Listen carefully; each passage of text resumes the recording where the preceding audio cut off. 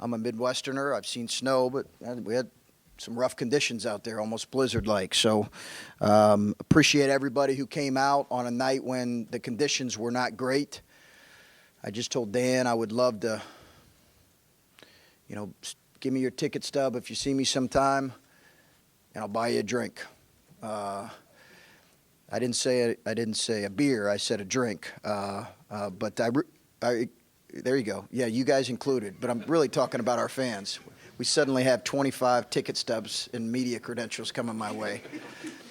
But I really do. I know our team does too. Really appreciate everybody who came out on a night when I know the roads were not great.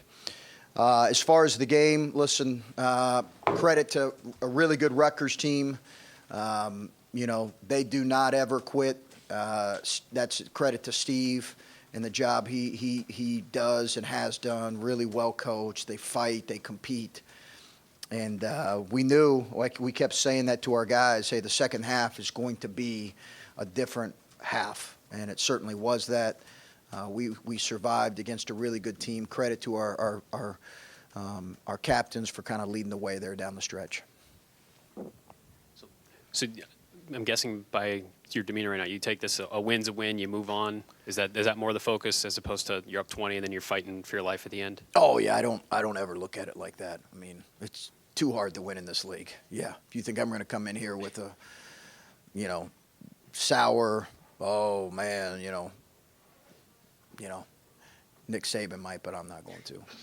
Well, how did you see the game change? You're up 20, and then they start fighting back. And you said you knew they weren't going to quit, but how did you see the game change from that point? Yeah, no question. We've got to do some things better. There's no question. I did not love our defensive approach in the second half. I just didn't. But I think overall, listen, we've got to do some things better. There's no question. But give them credit. I thought we were sloppy with the ball a few times late, and I just didn't love our defensive connectedness, and I didn't think offensively we finished enough plays in the second half. But sometimes you got to survive games like this. You got to make just enough plays. We did that, and it's credit to our guys. Caleb's free throws were huge. Stepped up there like an older guy. Great poise, confidence. Dre made one or two, and then CJ made both of them. Those are excellent plays, but we certainly do need to do some things better, yeah. In the first half, you all had 45 points, and it seemed like you guys were getting some good looks. And Dwayne had a couple nice drives, too. And then I think the last 7.5 minutes, I think you made one shot from the field. Yeah. Were you not liking the looks that you were getting? Were you just not hitting shots? What were you seeing? Yeah, I'd have to go back and look at it. I thought we got some good looks we didn't finish. Dwayne had one at the rim he didn't finish. The pace and the speed of the game was different. They started to kind of muck it up a little bit in the way they were playing and force you to kind of shoot it quicker. I thought we got some decent looks that we just didn't make. But I'll have to go back and look. I didn't always love our shots in the second half. I thought we had a stretch in the first half where second half, where our shot selection was really poor. But outside of that, I thought we got pretty good looks. Chris, what did you think of Dwayne's game? Had a pretty good assist-turnover ratio, and I think for the most part, his shot selection looked improved from what it has been the last few games. Yeah, I thought he did some good things. The key for him, is he's got to continue to compete defensively, and he's got to bring some consistency to his performances. He's a sophomore now. There's a lot to be expected of him. He's got to bring some consistency to what he's doing. What did you think of, I guess, like his patience when he had the ball and the way he was seeing the floor? It looked like he maybe didn't have his eyes on the rim when he had the ball as much as maybe he has in the past. Yeah, I thought his decision-making was much better. I thought, is that what you were asking, Bill? Yeah, I thought he delivered the ball at the right time in gaps when he needed to. 5 assists for him, I think, is a career high. It's got to be. No question. More than half your shots are threes. You had another recent home game where that was close. Yeah. Are you okay with that ratio? No, a few too many. Yeah, a few too many. Yeah, few settling a little bit too much in certain situations. Yes. you get into situations where you need a basket to either hold somebody off or come back. It seems like it's rarely Caleb in the post, and I understand the difficulty of getting it to Caleb in the post and getting him the freedom to get it. But is that a focus to try that, or is we did it. Okay. Yeah, we did it on the left block last 3 minutes maybe, I think. It was three minutes on the clock. And we really needed a bucket at that point. And he delivered. I think it was over his left shoulder, jump hook. I was thinking of the possession where he ends up with CJ on a baseline, and it's Yeah, kind of a we were prayer. trying to get it to him in that situation, I believe. Yeah.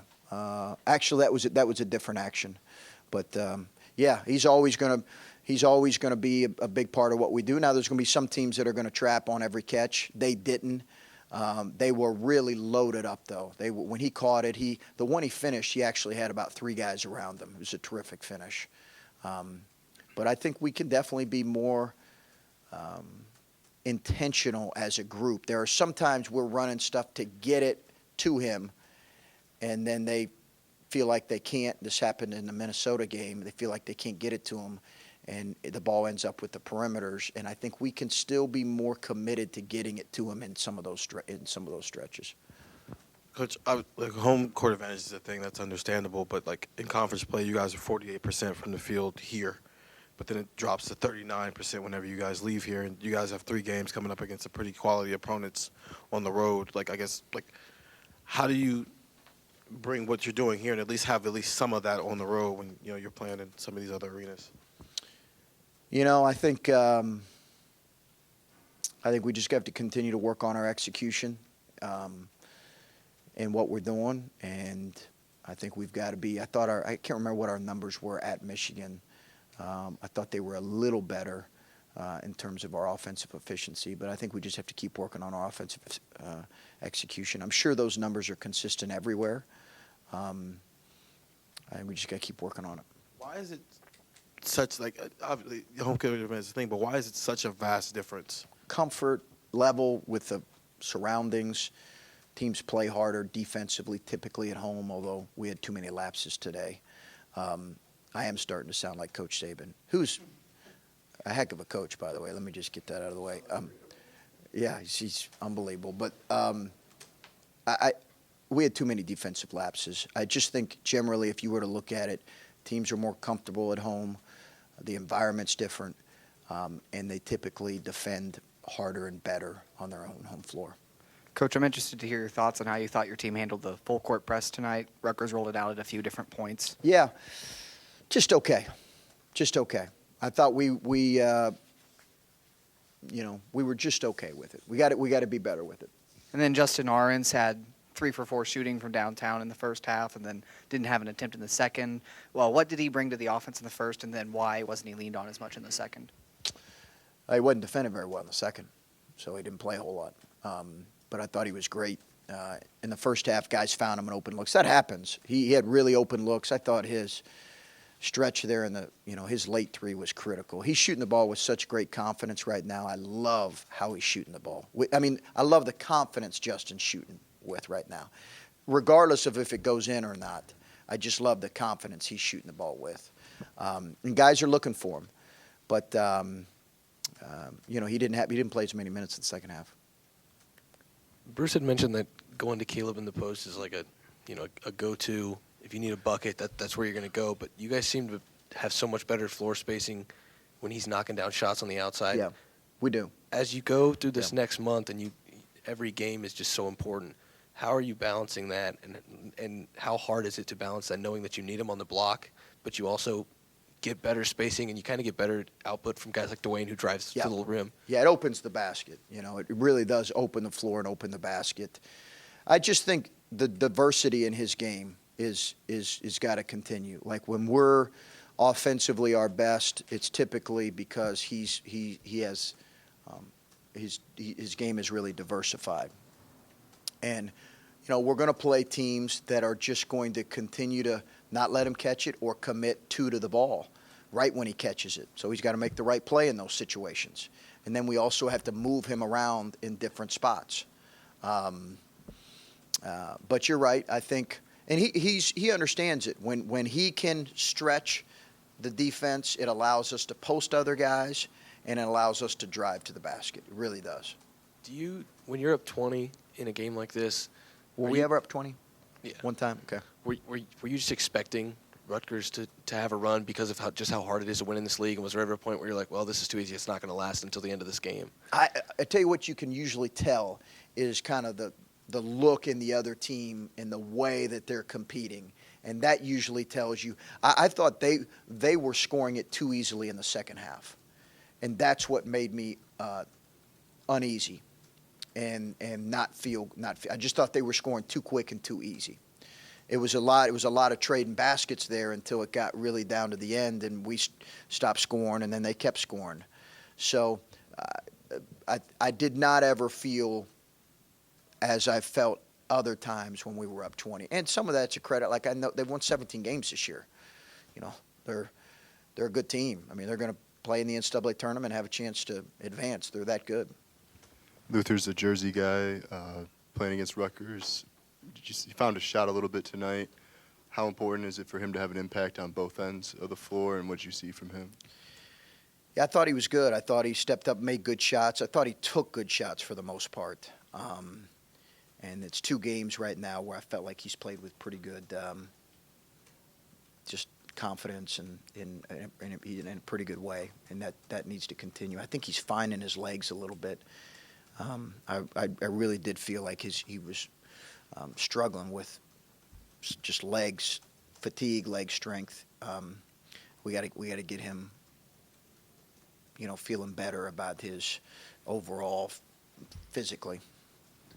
Just quickly wondering how Kyle came out of the game. It looked like he might have rolled his ankle or got his leg caught under him or something toward the end. I there on don't know defense. what his. I don't know what specifically he was feeling. I don't know if it was an ankle or. Listen, it's no secret, so I'm not. But we've got concerns about his leg again, and I'm hoping it's not that. I'm hoping it was something else. I'm hoping it's not that. The way you ended the first half, which turned out to be obviously huge, you hit, Yeah. I think Dwayne hit Andre in the corner He did. for a 3, and then in transition, Kyle hit the one. They cut it to 9. We called a timeout, and then it went Or 3, Justin. stop 3. Yeah, how just stating the obvious, how important was that? It went from 9 to 15 at the break. Well, it wasn't too long ago that we were on the opposite of that, and it was didn't feel real good, and it was even more so. I think that was like 3 or 4 in a row for them. So it was really critical, I think, for us just to feel good about how we could finish the half. And I told him in the timeout, I said, listen, we had a careless turnover. I thought Dre should have moved it, and we turned it over. But give him a lot of credit. He came back, and I told him at the timeout, let's get a score and a stop, and then go into the half. And it just so happened we got 2 threes there. It was critical. And kind of going back to your very first comment in this, how do you, what is the message to the team after a game like this? Is it more the positive, hey, in this league, that's a really good team, we won, or is it more about, we were up 20 and we kind of, what is the mood after a game like this? I think you're always learning and growing from wins and losses. I think that is one of our core values, is you're always learning from wins and losses, from every moment. Every moment is a teachable moment. We've got stuff we've got to do better from this game. Having said that, we did a lot of things really well, and we've got to take both and move forward. But it certainly wasn't a downtrodden locker room, and I didn't want it to be. Having said that, I think they know we've got to do things better, and we'll have to play better moving forward. Hopefully, in our next game, we will.